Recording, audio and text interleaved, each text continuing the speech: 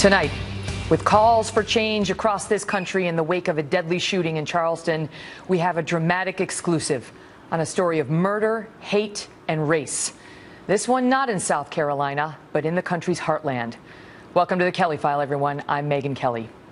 A week ago tonight, a young man corrupted by hate walked into a church in Charleston and murdered 9 African Americans in an act some have insisted was terrorism, arguing labels do matter. 9 months ago tomorrow, another young man corrupted by hate and devotion to radical Islam walked into an office in Oklahoma, beheaded one coworker, and started to behead another in an act that many also say was terror.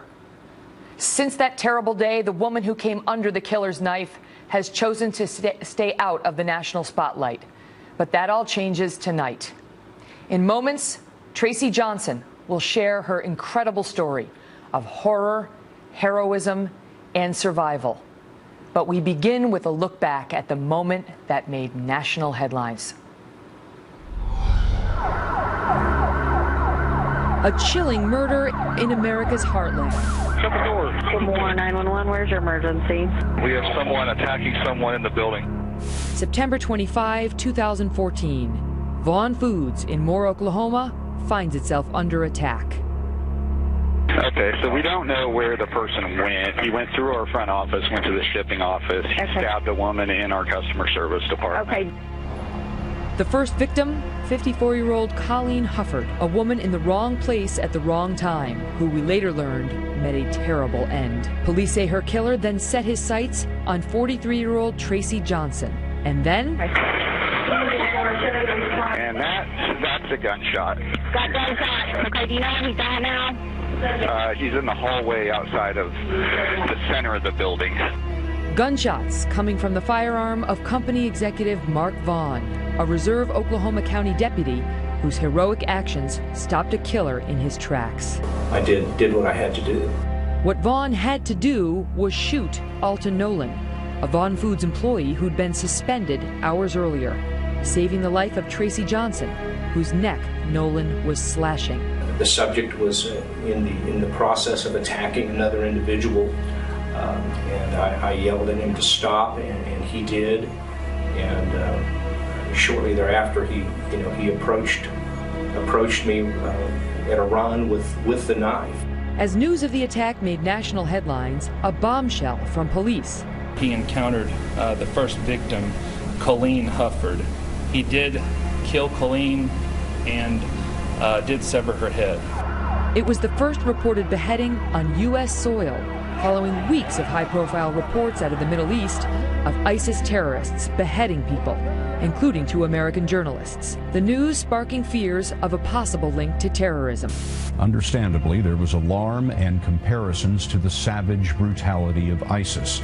There is particular concern that recent terrorist propaganda tapes celebrating the executions of hostages could inspire lone wolf American radicals to act out violently. ISIS itself has put out a call to people who may be sympathetic to their cause. There's no doubt that there is that concern, and there are some red flags. Police reveal that Nolen had recently converted to Islam, taking the name Yaquim Yisrael.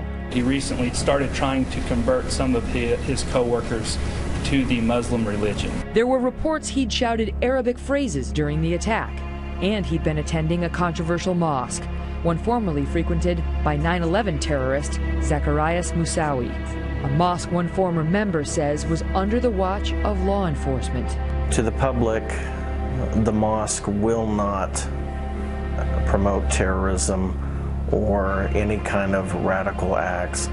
But when they're among friends and congregants only, they will promote the true teachings of Islam, which include the offer to non-Muslims, the choice rather, that you must convert, live under Islamic rule, or be fought against. Jihad fi sabilillah, jihad for the sake of Allah. The mosque denied those charges, and while the FBI was initially involved, it reportedly deemed this case workplace violence and left it to local authorities.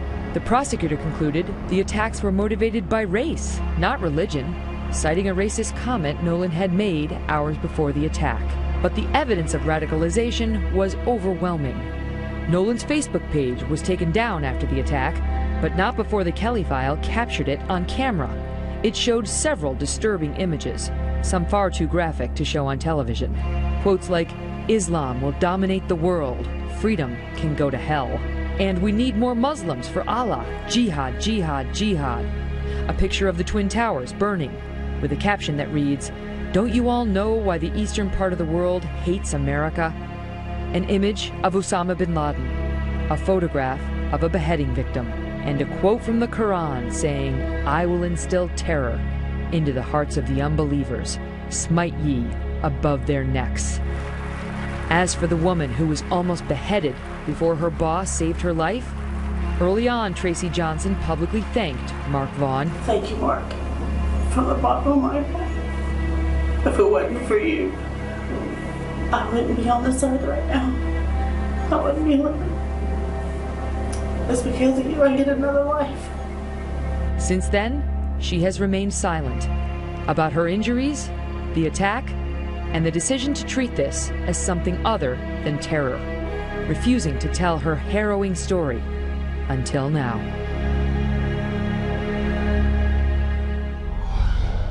Traci, thank you so much for being here. Thank you. Take us back to September 25th, 2014. How long had you been working for Vaughan Foods? 4 days.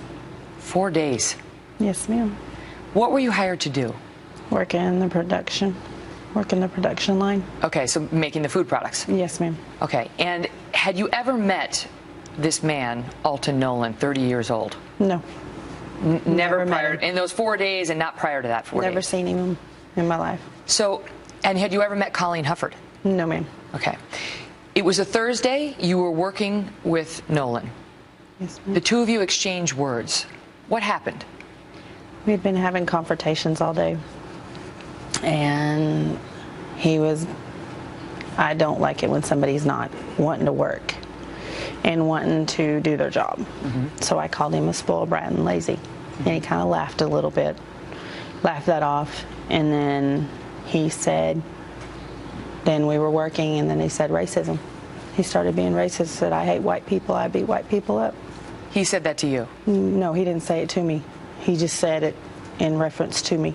Okay, so you're working with him on the food assembly line. Yes, ma'am. You call him lazy. He says, "I hate white people, I beat white people up." Did anybody else hear that? Yes, ma'am. How many? 2 other people. Okay, so was that all he said? Yes, ma'am. So then what did you do? I got off the line and went to my supervisor's office and told my supervisor what was going on, what he had said, and I wrote a statement. Then the 2 other people that heard him wrote the statements, and he wrote a statement. Okay, so, and did you have another interaction with him at that time of the morning? Yes, he came around the corner and started saying that she called me this, she called me that, and my supervisor said, "You'll have your time to write your statement."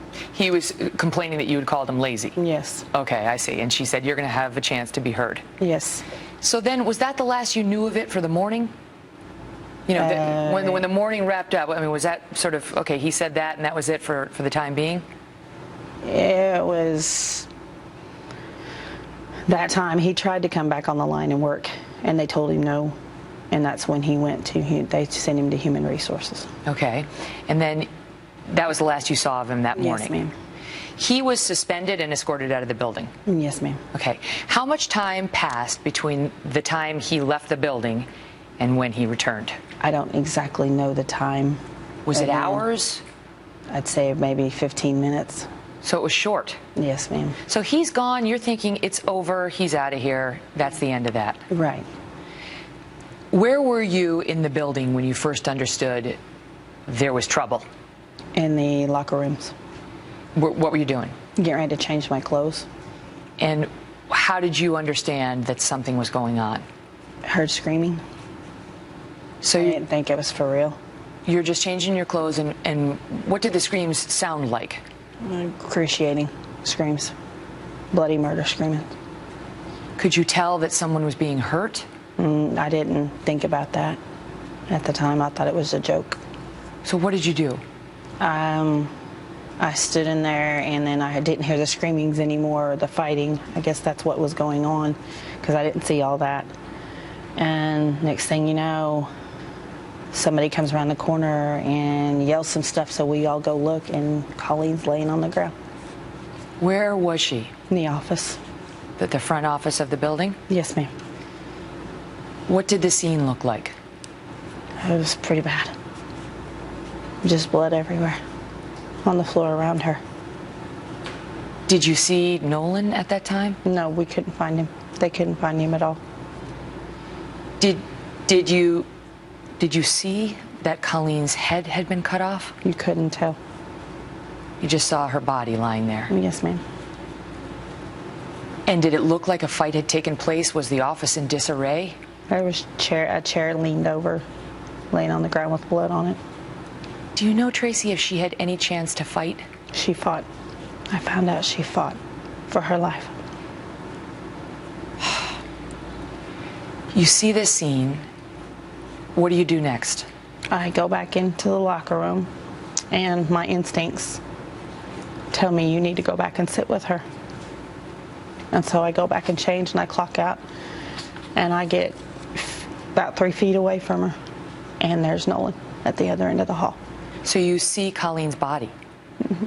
I couldn't see it from where I was standing by the men's locker rooms.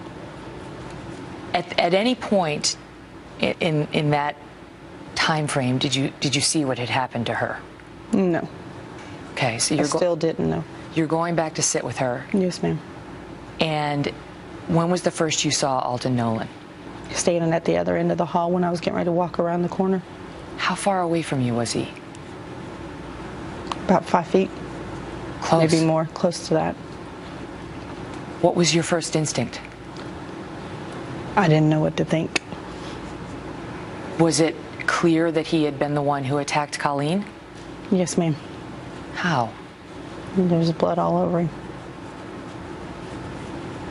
Describe him. What did he seem like? Crazy. His eyes were like huge. I've never seen somebody's eyes so big in my life. They were huge, and I couldn't move.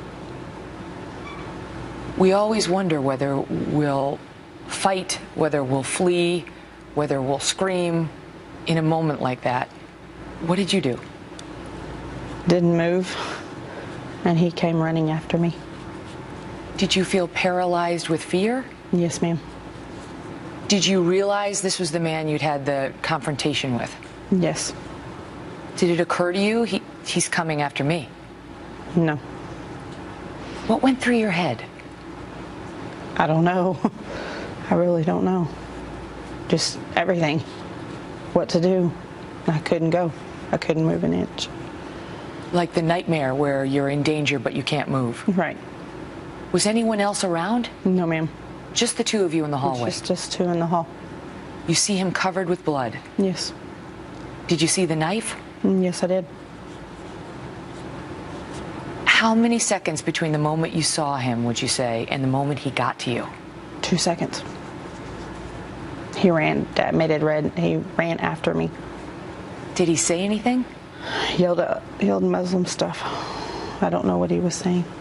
So you heard him yelling in Arabic? Yes, ma'am. So he got to you, and what happened next? Well, what happened next is the most chilling part of this story. And what Traci would learn later led to questions the feds have not answered to this day. When we return, the moment Traci Johnson felt the metal of an assassin's knife on her neck. What you're about to hear is the most terrifying part of this story. Traci Johnson, an assembly line worker just 4 days on the job, finds herself face to face with a man who is covered in blood, shouting in Arabic, and has every intention of taking her life. In this moment, with a knife to her throat, Traci is a single millimeter from almost certain death. And that's where we pick up the story. So he got to you, and what happened next? He started slicing my neck.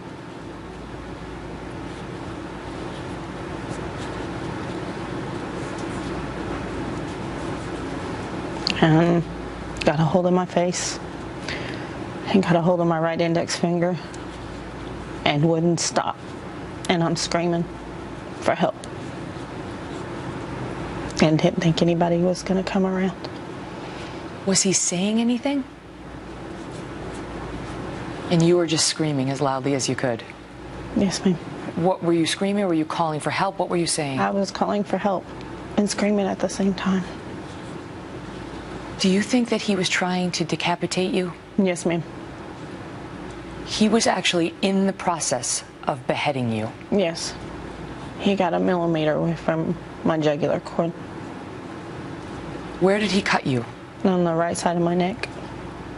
Would you mind showing us? It's all right here. So did he slice you, or did he stab you? Slice me. And he was slicing me. And then he got you on the face as well? Yes, sliced my face over on my left part of my lip. Over on the cheek part. And how did he cut your finger? Were you being defensive? I was trying to be defensive, trying to get him off of me, and I didn't realize he had cut it. Did you feel the knife? Did you feel pain in that moment? No. My anxiety was too high. Did you see blood? Not until afterwards. Did it happen quickly, or did it seem to last forever? To me, it would happen quickly, but it seemed to last forever. Did you have an instinctual understanding that you could be about to die? Yeah, I did. Amazingly, as he was stabbing you, slashing you, help arrived, and around the corner came a man named Mark Vaughan. Yes, ma'am. Did you know Mark? No. You had never met him before? No. Describe what that was like for you. I don't know. I really don't know. It's just fear still, you know, because he was still, when Mark came around the corner, he was telling him to get off of me, and he wouldn't get off of me. Did you see Mark's gun? Yes, I did. And so do you remember the exchange that Mark had with Nolen? He told Nolen to get off of me. I think he shot him the first time and it missed him, and that's when Nolen got off of me and made a mad dash for Mr. Vaughan, and that's when he shot him 2 more times. Did you have any fear when Mr. Vaughan was shooting at Alton Nolen that you might also be in danger? Yes, ma'am. That you might also get shot? How long was the ordeal? 5 minutes, 10 minutes. And so the next thing you know, Nolen is down? Is he down on the floor after he gets shot by Mr. Vaughan? Yes, ma'am. And was he bleeding? He had gotten shot in the left abdomen. So he was conscious? Yes, ma'am. Was he saying anything? No, he was breathing. That's the only thing I could see was him breathing. Did you and Mark Vaughan look at each other? Did you have any sort of an exchange? I was in the cafeteria. They had stuff on my neck because I guess it was that bad, and I didn't know because I still couldn't feel anything. And Mr. Vaughan told me to come on, and I didn't want to because I didn't want to walk by Nolen. And I walked around there, and I didn't even look at Mr. Vaughan. How did you get from the place where you were attacked into the cafeteria? Do you remember? An Indian lady told me to come in there. This was after he was shot. So you walked in? Yes, holding my neck. Who started attending to you? And the Indian lady, I don't know her name. So the police were not yet on the scene? No, ma'am. And what did she do to help you? She went and got paper towels and put them on my neck. What was that like, hearing the police arrive? Relief, honestly. A lot of relief. Do you know who was watching Alton Nolen until the police got there? Mr. Vaughan. So you get placed into the ambulance, right? Yes, ma'am. And Nolen gets placed into an ambulance, a different ambulance. Yes, ma'am. And you wind up getting taken to the same hospital. Yes. Did you know that? No. When did you find that out? After the doctor told me that he was next door in the next bed, laying in the next room. He was in the next room? Yes, ma'am. Why? What did you think of that? I don't know. I still couldn't think. Were you scared? A little bit. Did you think he was going to come back and finish the job? Yeah. Was there a guard outside of his room and yours? I don't know. You don't know that to this day? Mm-mm. He recovered ultimately. And is on trial. We'll get to that, but is going to go on trial. What did they tell you about your injuries in the hospital? I sustained a neck injury. He got a hold of my jugular vein and some nerves in my neck. How close were you to dying? Traci answers that question when we come back. Plus, we'll take up the issue of why the feds seemed so reluctant to call this terror. So do you think this was about a man who didn't like you because you were white, or was it a man who was making a point about radical Islam? Well, Traci Johnson tells us that when her coworker showed up with a bloody knife in his hand, he had a list in his pocket, and her name was on it. The main reason Traci is able to speak with us tonight is because she had a boss who had a firearm and the training and how to use it. And that is where we pick up the next part of our story. How close were you to dying? Millimeter.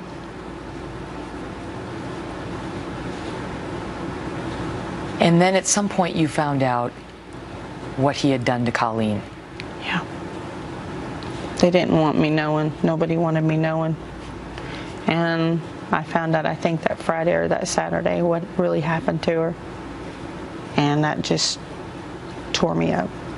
Still bothers me to this day. Was it at that point you realized how close it was to happening to you? Yeah. How do you process that, Traci? I don't really know. It's hard. Because I can't let go of it. What do you mean? I can't let go of Colleen not being here. And a lot of it, I'm going to be honest with you, I feel like it's my fault because of what happened, but everybody tells me it's not. Because you had an exchange with Nolen that morning? Yes, ma'am. You feel responsible? I do. Have you spoken to Colleen's husband, her family? Yes, I do talk to them frequently. Do they hold you responsible? No. Not at all. It's something you do to yourself. Right. Don't you realize that you have been through enough? A little bit, but it still bothers me quite a bit because she's supposed to be here too. Have you spoken with your other employees? I mean, how do they feel about it? I have not spoken to anybody else. Is that right? Yes, ma'am. Even the Indian woman who helped you, have you spoken with her? No, ma'am. Wow. Why not? Just, I can't go back to that place. Did you ever step foot into Vaughan Foods again? I tried one time and had to run straight out of there. When you see Alton Nolen's picture, we had his picture up, and you had just a visceral reaction to it. Describe what that does to you. Angers me. Hurts.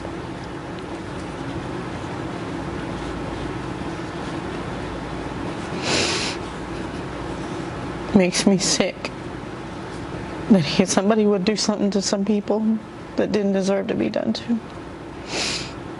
Does it take you back? I have flashbacks. A lot of them. Was there any chance of running, of fighting, of getting away? I think if I'd have ran, he'd have got my backside, he'd have probably got my heart, and I would have died then. Did you even feel capable of it in the moment? No. Not at all. Mm-hmm. Was he holding you against the wall, or was it just your own fear? No, he had me against the wall. Did you pray at all? Are you a religious woman? Yeah, I did. And I prayed that somebody would come save me. And it happened. I had guardian angels all around me. Right, and then somebody did. Mark Vaughan stepped out of the shadows and saved you in a manner that he still refuses to talk about to this day because he doesn't want credit for his actions. I want to talk to you about him in a moment, but I want to ask you this. Is there any doubt in your mind that Nolen would have killed you had it not been for Mark Vaughan? Yeah. I really do think he would have. He had a list, is what I've heard. And there was 3 people, is what I've heard, and I was one of his top people. Do you think Colleen was on his list? No, she was just there when it happened. And he saw her she was the first one he saw. Because when he came back to the building, he didn't come in the side door where the factory employees were supposed to go in. He came in straight in the office, by the office doors. And that's where she sat? Yep. I mean, I'm wondering if, to this day, when you look at a butcher knife or you look at a steak knife, whether that's where your mind goes. Yeah. It's hard for me to be around knives. Do you still have pain? It still hurts. Describe what this has done to you. Honest and truthfully, I feel like it's kind of ruined my life. It is kind of... I'm not the same. I try to be, but I can't right now. I think about it every day.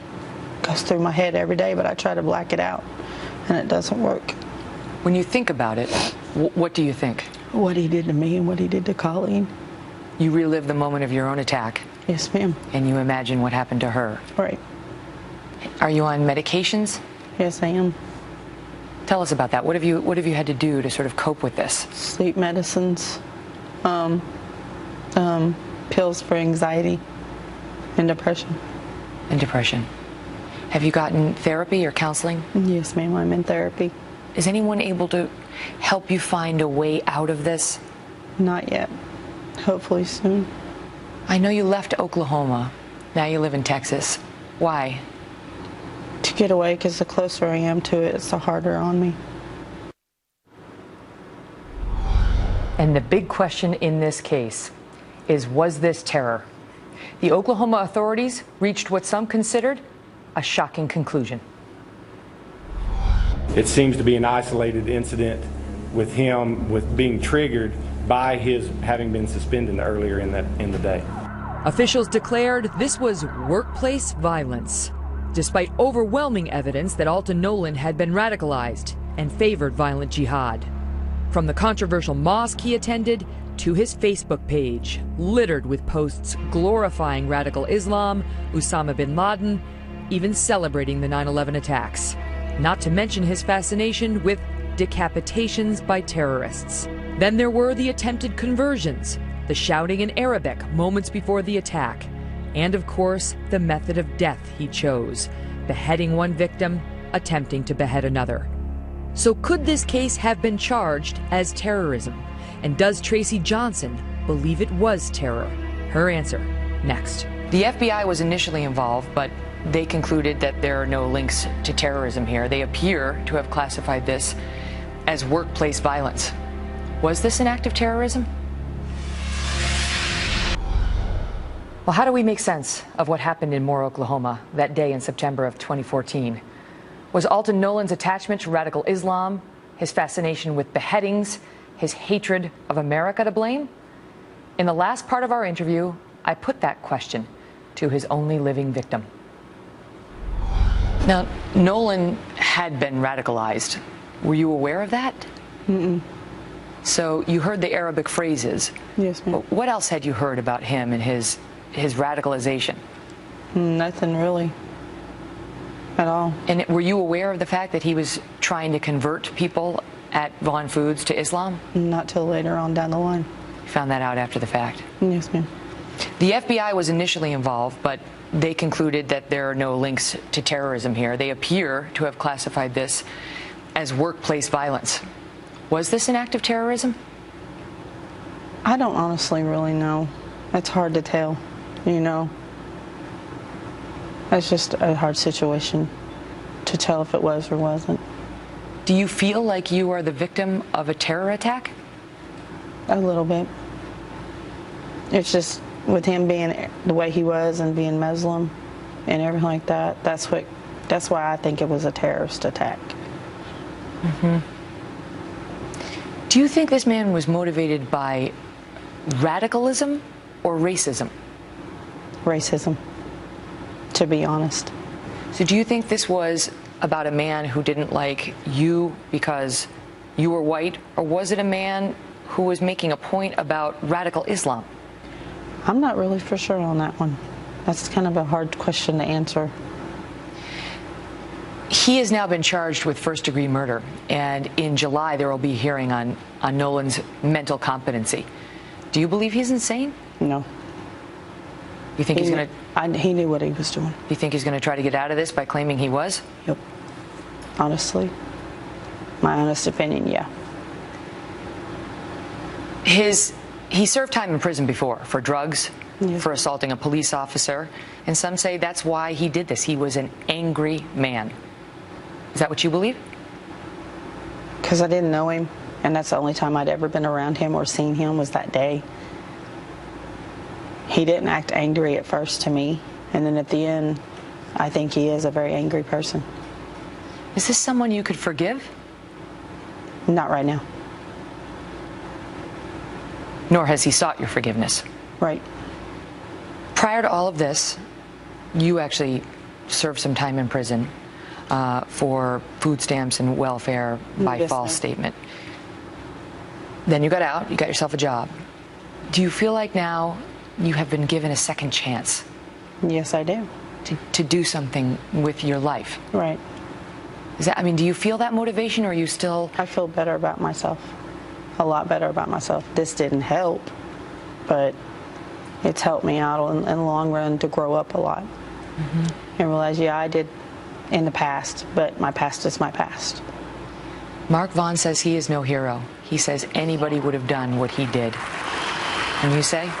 No, he's a hero. He's my hero. And he's everybody else's hero that he saved their lives to before anything else happened. If he's watching now, what would you like to say to him? That he's a hero. And if it wasn't for you, I wouldn't have the second life I have now. I wouldn't be here. Thank you. Traci, thank you so much for being here. Thank you. All the best to you. Thank you.